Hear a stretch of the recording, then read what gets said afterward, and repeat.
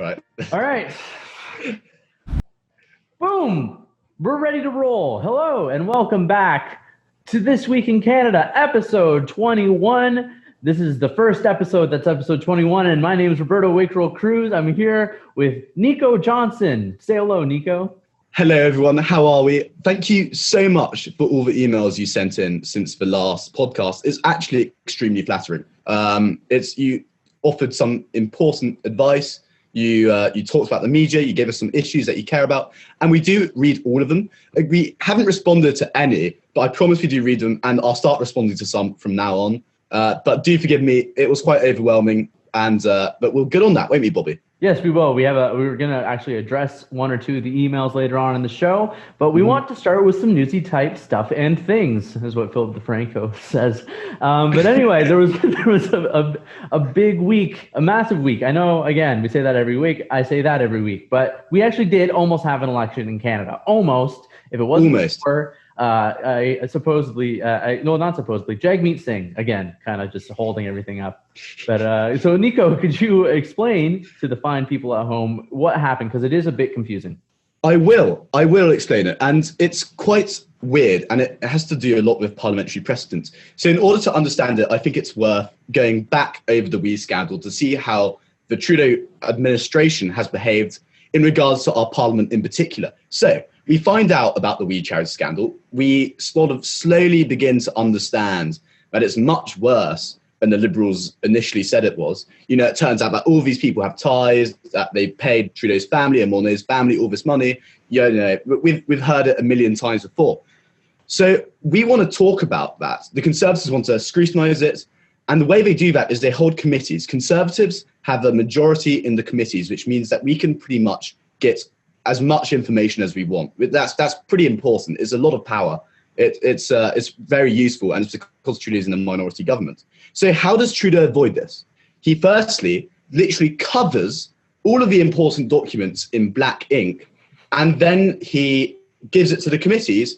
And right as the committees are about to request, please take away this black ink, they prorogue Parliament, which shuts down all these committees, so we can't have a committee, under the pretense that he's going to introduce a throne speech that will drastically reshape Canada and everything we know about it. Obviously, that turned out to be total and utter bollocks. It was barely, there was barely any reforms in there whatsoever. Nothing. It didn't change the country at all, despite, all these pro-liberal media outlets saying, oh, it's going to bring the universal basic income and all the rest of it.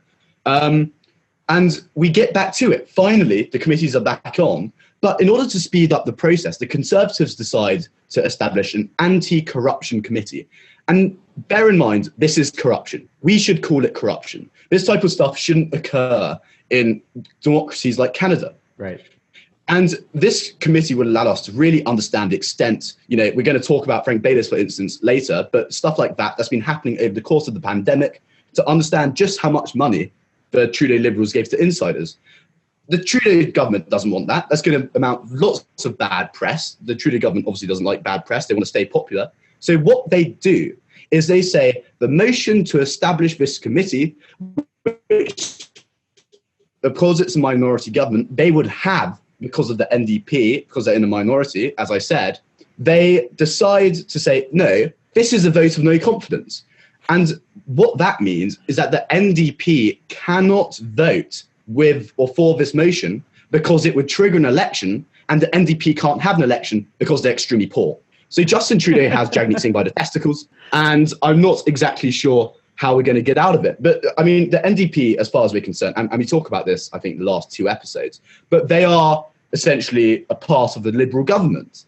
And that's because Trudeau has this leverage of Jagmeet Singh because the party is so poor. He knows that the NDP will always, at the end of the day, have to vote with the Liberal government because the only conclusion to all of this is an election which the NDP cannot have. Cannot afford. Yeah. Exactly. It's not good. It wasn't really a surprise to anyone when the NDP, when Jagmeet Singh kind of came out and said, we're not going to give Trudeau the election that he's looking for, which was just kind of this weird kind of roundabout way of being like, yeah, we can't do it because if we have an election right now, we're already down to 24 seats. We're probably going to get blown out everywhere else. So let's not have an election. But there was something interesting about it, and there was a few things that I watched these press conferences. I watched Aaron O'Toole, speak every time he does. It's a bit boring sometimes, but it was something that he said, and I think Pierre Poilievre said this too, it might have been one or the other, was that the call to create a committee has never, ever caused an election before. And probably- It was just totally made up. That probably extends beyond Canada. Yeah. Like, I can't imagine that it happens very often where just the move to establish a committee proves to the Liberals that they don't have faith in the government. Like, that is such a stretch to me. And it's such an interesting way. It's such an interesting thing to actually kind of watch happen, how Trudeau is actually, the Liberals are very good at just kind of making this thing just last forever. They've stretched it out. It's been months now and we still have no answers. And it's through these dirty tactics like this that I feel like most people don't really pay attention to. You just read a headline or so. But if you actually kind of pull the air and threads out, you kind of realize, oh, they're doing all of this because they are guilty of something really bad. Certainly. I know, exactly. It's sort of, what is it called? The Streisand effect? Yeah. There must be something pretty serious behind that black ink. Right. Otherwise, you wouldn't go to the extent that they have had to go on in order to cover it up. But there's two more things which I'd like to draw attention to, if I may. Yeah. And first of all, it has to do with the fact that the Liberals, whereas the NDP don't really want an election, the Liberals probably could handle an election. Firstly, they are doing okay in popularity polls. The Aaron O'Toole effect hasn't been significant. Secondly, elections during a pandemic, or during the lockdown anyway, or some form of lockdown, has usually resulted in pretty strong results for the governing party. Yeah. And this is outside of Canada and inside Canada. In Canada, we've had two elections pretty recently, one in New Brunswick, where the governing party got a massive majority. And in BC, we're currently having one where it looks like the NDP will get a majority. And of course, abroad, we saw the Labour Party in New Zealand, get a huge majority. So there's a danger here, which I think the Conservatives probably understand, that we may shoot ourselves totally in the foot and end up with a Trudeau government which lasts another 5 years. And this time they have a majority and not a minority. So we can sort of control what's happening right now because of the minority. If a majority happens, you can forget trying to find out the answers behind the WE scandal. That's been closed down forever. So I would express some caution. No, I know. Yeah, that does make sense. You know what I'm fearful of now? And I've kind of been, because as I just mentioned, I watch Aaron O'Toole speak all the time. I'm afraid that he's boring. And, in this age of politics, it actually says something about how much, you have to have a certain degree of charisma and charm and be an ability to play the media and be able to get good headlines, especially in Canada where, CTV, Global, everybody, CBC just is on the attack to try to take down the Conservatives. It seems like, from my perspective, at least. So I don't know. What do you think? Because Justin Trudeau, I feel like he has all this kind of drama teacher charisma where he comes in and he's very dramatic and he makes points and he shakes his head and he says the thing at the end that he always ends on an exclamation, and it does look good if you're like, dumb, like, or if you don't pay attention to politics, if you're just some like apolitical voter from Toronto who's, just trying to go about her day. But what do you think about Aaron O'Toole's kind of charisma going in here? Because I don't think he's not really grabbed people. He hasn't grabbed me, and I've been watching him nonstop. I mean, this is something that's quite interesting. In fact, email us in and tell us what you think of Aaron O'Toole, whether you've been impressed or not. I think he is certainly an improvement on Andrew Scheer. Andrew Scheer wouldn't stop drinking milk. He was chronically boring. The guy, I interviewed him, and Jesus Christ, the guy almost put me to sleep. He was so dull. It was shockingly dull, in fact. I mean, I'm sure he's a very nice man. He's a family man, but there's almost nothing interesting about him. I suppose besides the fact that he's quite large. Aaron O'Toole, on the other hand, does have the sort of, Cleon-like everyman, Joe Biden-ish, if you know what I mean. Like a man of the people. Yeah, sort of. I think he's certainly more charismatic. Although I have to say, and I say this knowing the guy and quite liking the guy and liking people in his office, he hasn't been as successful at this point than I thought he would be. I thought Aaron O'Toole would be a game changer. And perhaps I was just blinded by sort of rose-tinted glasses, but it's been a bit disappointing, you know? Yeah, and I know you're saying he's an improvement on Scheer, but there really wasn't. I mean, it would be a nightmare if he wasn't. You know what I mean? How could it be worse? In your interview with Andrew Scheer, I believe you asked him, what's the one thing that you want youth to know about in this country? Like, and he said something along the lines of free market policy and economic. Which is important, don't get me wrong. Yeah, but it's boring. That's the main thing that you're concerned about. it's that we have better trade deals. Yeah. Like, come on. Like, my man, get your priorities set up. I don't think Aaron O'Toole is that dry. But at the same time, he does come off as a little bit, I don't want to say weak, but it's just he's not as fiery. I was looking for a little bit of, fire and brimstone is sometimes necessary. When you go to church, I go to church sometimes.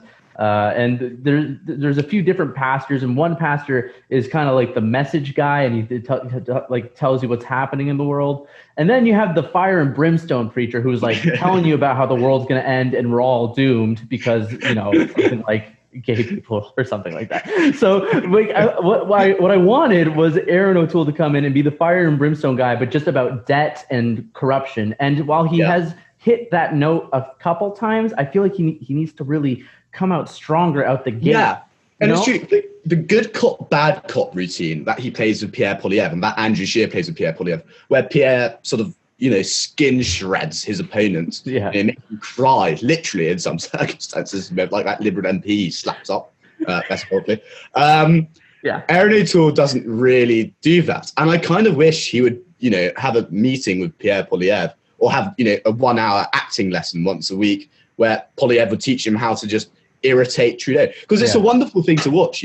When Pierre Poilievre attacks any Liberal, even Justin Trudeau, it gets so many views, it goes viral. The guy understands how to get his message across. So perhaps it's like that. You remember that clip? I think it happened last week where Pierre Poilievre was speaking in the House of Commons and he said, "Can the man responsible for this please stand up?" And then Trudeau, of course, has to stand up to respond, and everyone loses their mind. The honourable member for Carleton. Who would bet their own money on gateway casinos? Well, it turns out nobody. Of course, the company was just downgraded to junk status, and its parent company lost 95% of its value on the stock market before being delisted altogether. In fact, financial experts in Toronto say the company vastly overvalues its assets. But there's someone who would invest other people's money in it. The casino just got the jackpot of $200 million from this government. Wow. With the financial genius over there who invested $200 million of our tax dollars in this failing casino firm, please stand up. The Right Honourable Prime Minister. By the way, look, we love Pierre Poilievre on this show. I'm a big fan, but Nico, I want to address something about Pierre Poilievre. He did this press conference, and look, I'm not trying to shit on the guy or whatever, but he looked so sweaty that it looked like he had just finished running a marathon, or just that he just got punched in the gut after a fight, and his hair was greasy, and then he was speaking French, right? And Pierre Poilievre, look, we're just saying this because it's funny. We love Pierre Poilievre. He did it. He speaks French, right? His French is pretty solid, but he did this noise with his throat because the French do these votre, but he did this. Excuse me, I try not to swear. He did this votre. Hold on, we'll play it right now. We'll get a clip of it. La vérité par rapport à la... You're a long went on for. Anyway, I don't want to rip on him too hard because he's doing God's work out there. He really is he's the heavy hitter, the kind of powerhouse, the attack dog that the Conservatives need. And unfortunately, they definitely do need him right now because I feel like Aaron O'Toole really is not impressing in the way that he needs to for the Conservatives to get out there and win votes. Yeah, no, I agree.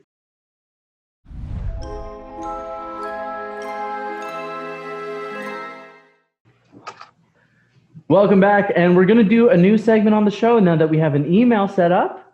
Of course, you can email us at Bobby and Nico, Bobby. We'll put it up on the screen. Actually, I don't got to do that. We got a lot of mail, right? And I think what we're going to do, we're going to at some point do like a dedicated kind of read the mail episode. And we do read them. We've read all of them. And this one was actually my favorite. We saw that someone gave us an email. Actually, her name is Brenda. We won't say the last name, of course. And the email is titled, A Bit of Advice. So here's what the email reads. Hi, young fellows. I am an older woman who is now just watching your video. Episode 20 is my first time watching. I appreciate your work and efforts in bringing your worldviews. Continued. Very nice. Thank you. I was really enjoying and was quite impressed with what you two had to say. But unfortunately, I quickly lost respect because of one of you using the F word, then the other burping in the camera. Let's get a quick clip of that. Sorry.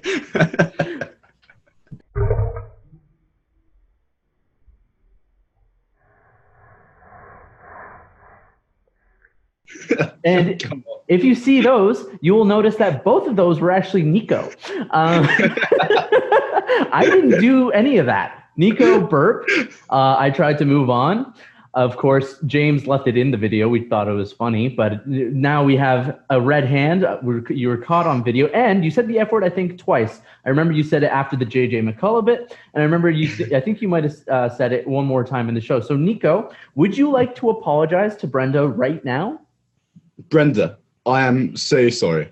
Seriously, and actually, no, I do mean this. I do swear too much. I'm surrounded by young people, and the language is dreadful.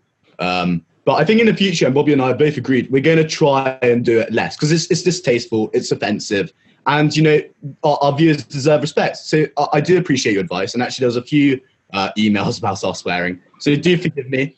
And I think Bobby and I will pledge to try and limit the grotesque behaviour. Absolutely, to the passable amount. And I think what we might do, we might have the censored version on YouTube, and then we may introduce some type of premium content where you could, if you like the swearing for whatever reason, if you're some kind of heathen, you can watch us with the swearing, and maybe we'll do some gifts or something. Anyway, we just wanted to let our viewers know we read our emails, send them to us. Maybe next week we'll really do a deep dive into the emails.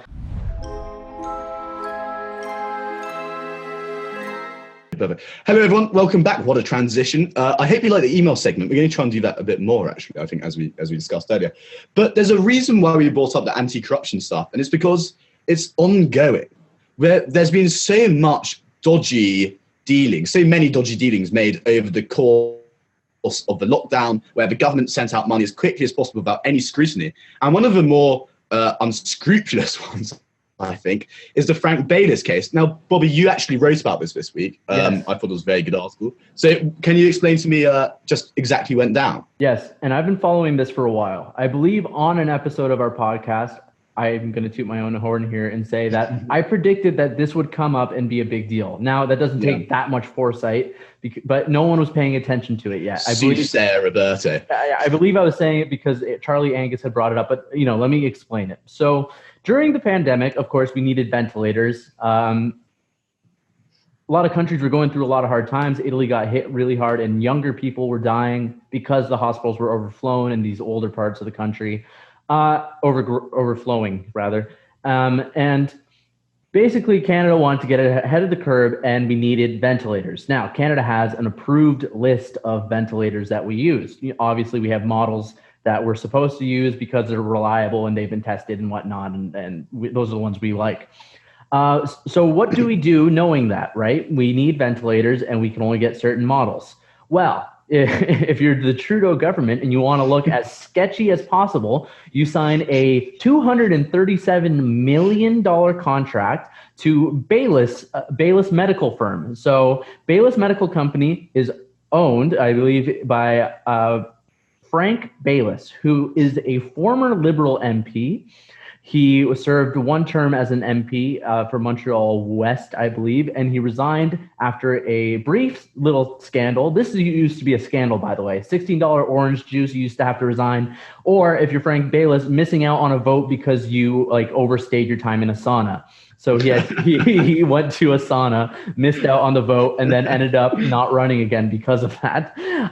Anyhow, this $237 million the $237 million contract went to Baylis Medical to create 10,000 ventilators, which were not on the approved list. So the model we're not supposed to use them in Canada. These are just kind of their own ventilators. So already that's an issue. Mm-hmm. Now, this is the development that came out this week. Frank Baylis, it turns out that the government's $237 million contract, we overpaid by about $10,000 for each ventilator. Now, that means that 10,000 times 10,000 means that the $237 million contract should have probably been about $137 million contracts. In other words, we gave away $100 million to the company of a former Liberal MP, and no one seemed to notice until right now. The only people that noticed were me and Charlie Angus. So this didn't become an issue until this week, and I just got to say, you know what? I'm proud of myself. I'm calling this, and the sad part is I already have a feeling this is going to go nowhere, but I think this should be really 1/9 of a weed scandal in size. I mean, it's $100 million to a former Liberal MP who resigned after one term, and the ventilators aren't even good. They're no good. Like, and the ventilators itself, this is important. Yeah. They don't work, or they they work. Like, they're fine fine ventilators, lovely ventilators, one of the best. Yeah. But they don't. They're not approved. So it's like if you had, say, you're going on vacation. Actually, that's not going to work. I don't think that analogy is going to work. But anyway, they're just not in the approved list. So that no one has used those ventilators? I believe they've been used. Now, the Baylis website says that they are state of the art, which is good to know. But the real question is, why did Frank Baylis get this money? I mean, he's not even actually, it's a direct conflict of interest, as you're not supposed to use your position as a member of parliament to ever be able to make money, especially not to the tune of like $237 million contracts that aren't even approved, right? So this was also going to be a part of the anti-corruption committee that was called by the Conservatives. The Conservatives had the backing of the Bloc and had the nay say from everybody else, basically. So the Greens with their two MPs, the two independents who were both formerly Liberals, although I can't imagine why they would actually vote to not have a corruption committee when the two MPs are, one, Jody Wilson-Raybould, who got kicked out for being a woman, basically, and two, what's the guy's name? Marwan Tavara, who's allegedly a rapist. Allegedly a rapist. Alleged rapist and total creep, who's still sitting there. Alleged creep. Diddling his thumbs in Parliament, watching all his Liberal buddies, and everyone's probably looking at him like, "Oh yeah, there's Marwan." Still here? Still here? Didn't you allegedly rape someone? He's like, "Yeah, that's fucking." That's awful. Yeah, lows and the highs of life, huh? Well, so it's almost a caricature of the Liberal government. It's so outrageously corrupt that it's always like, some 22 minutes made it up. It's really bizarre. I don't know how they keep getting away with it. And yet, they will continue to get away with it. And that's because the Canadian population love voting Liberal for some reason. Well, it's just Toronto, which, by the way, I've been saying this since before I even started paying attention to politics. If you live in Toronto, I hate you. I'm from Windsor, Ontario, right, which is about 3.5 to 4 hours out of Toronto. Everyone in Ontario rather hates you because you tend to be the first thing that people think about. It's kind of like how Japanese people hate Chinese people because people always go up to them and like, "Oh, are you Chinese?" I guess there's other reasons. Yeah, I think there's some more. I think there's other reasons why. Okay. I don't think that's it. How about? I think it's why Northerners hate Londoners. Or Northerners hate Londoners, or why Salvadorians, Guatemalans hate Mexicans because they're like, "Oh, are you Mexico sombrero?" Like all that stuff that is just one distinct culture, and then they also get affected by it. What was my point here? We're talking about alleged rapists and Toronto. Oh, Toronto, right.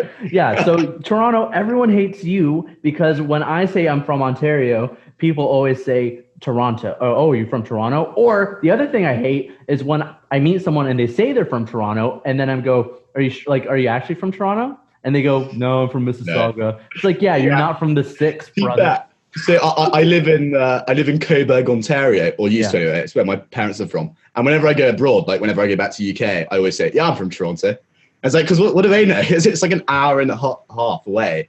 But, you know, it sounds cooler, you know? This is my appeal to Toronto, right? Stop voting Liberal, and everyone will stop saying they hate you, because you're really holding up the progress of the country. Justin Trudeau's able to do whatever he wants just because the entire GTA, anyone with a 6 in their area code votes red. So it's up to you. Only you can prevent Trudeau scandals. And I'm calling upon you guys to knock it off. And there's my rant. Sorry about that. All right. Well, I think that was a good way to end the episode, don't you? Yeah. Sorry about that, guys. I have a lot of pent up anger for Toronto. We might have to cut out one part of that rant. Hey, you know what's a good question? You know what I want to know? For those of you who live outside of Ontario, as a lot of you do actually, I'm interested to know what you think about, say, Calgary if you're Albertan, or Vancouver if you're from BC. Are you similarly like irritated by those big cities? I think the Kebs are pretty irritated by Montrealers. That's because they were English. So, you know, something different going on there. Yeah. The Quebec English French thing is a little bit different. I mean, I think Montreal is gonna go through some pretty tight. I feel like the language law stuff is going to become a real issue in the next 10 years. Yeah. You already see members of the CAC, the language guide, the language bureau guy, saying that it's a problem that 60% of Montreal businesses require some degree of English. So I could really see that becoming an issue. And, you know, if you, there's a quote I saw somewhere. It's just, if you think that separatism's dead in Quebec, you are a fool. That's pretty clear cut. Only takes a couple things to get everyone in this province really pissed off. So.